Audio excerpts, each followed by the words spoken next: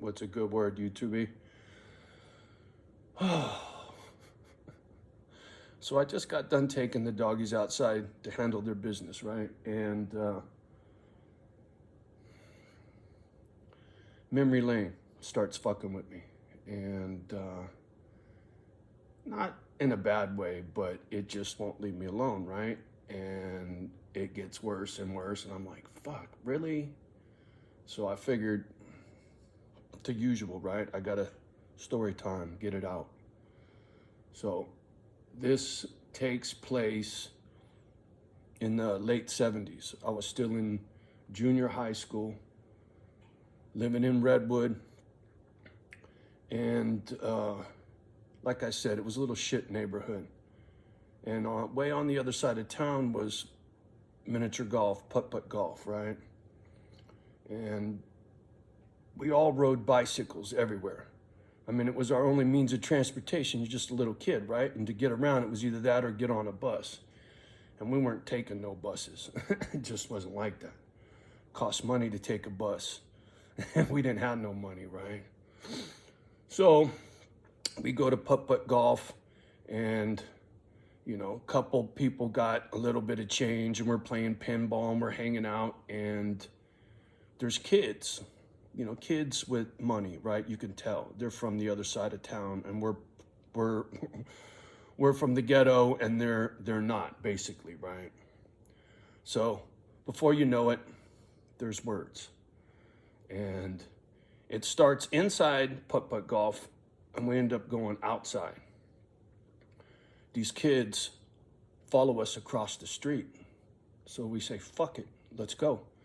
So everybody squares off, and we have this little beef. And I say little beef because it really wasn't much, a few punches thrown, this, that. Nobody really got hurt. It was just little kid shit, right? Pretty lightweight. But this one kid that I was squared off with was bigger and older than me, and he wouldn't let it go. And finally, I took out my buck knife. And back in those days, buck knives were pretty popular, right? Anyhow, so I pulled my buck knife on this dude, and I said some some little lame line like, "I'll turn you into a popsicle with this thing," and they all got scared and ran off. Well, I don't know how they knew who I was, but it wasn't for a couple of days. The cops show up at my house, and they proceed to ask me what happened, right?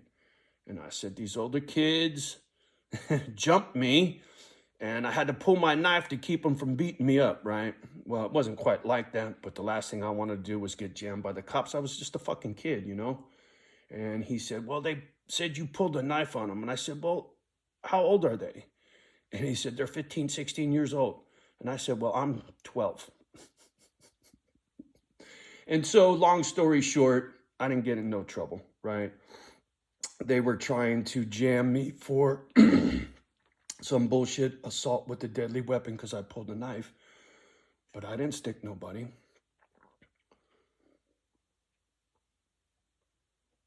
And I don't even really know why this was bouncing around in my head and wouldn't let go, but it got me thinking about running the streets when I was a little kid in this little neighborhood and how much fun we used to have. I mean, it was a shit life, right? Like that Willie story. It was a shit life, but we had a lot of fun. The innocence of youth.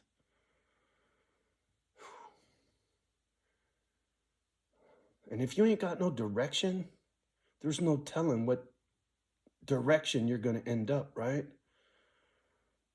Like my brother who went to San Quentin. And my other brother went to the Navy, or it was jail. And for me, it was a JOB, right? I had to watch over everybody. I never got too far sideways because I had to watch out for mom and my brothers. So I got lucky. I learned from other people's mistakes. And in life, sometimes you're not so fortunate, right? But when you're young, you don't have that maturity. You don't understand consequences. You just kind of do what you do. And then sometimes it's too late. Consequences for one's actions. Like that video I dropped about that black lady shooting that white dude, right? Consequences. I don't know how that beef started, but that man's dead, right? I don't know. This planet is in a sad state of affairs.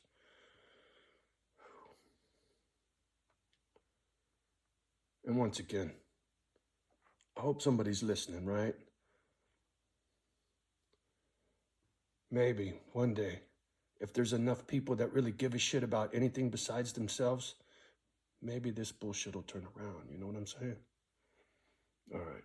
Well, there you go. Short and sweet. Y'all have a beautiful day. Much love and respect from me and my girls. Please do me a favor, like, subscribe, and share. And while you're doing that, love the ones that love you back. Do your best with the rest. And we'll talk soon. Peace.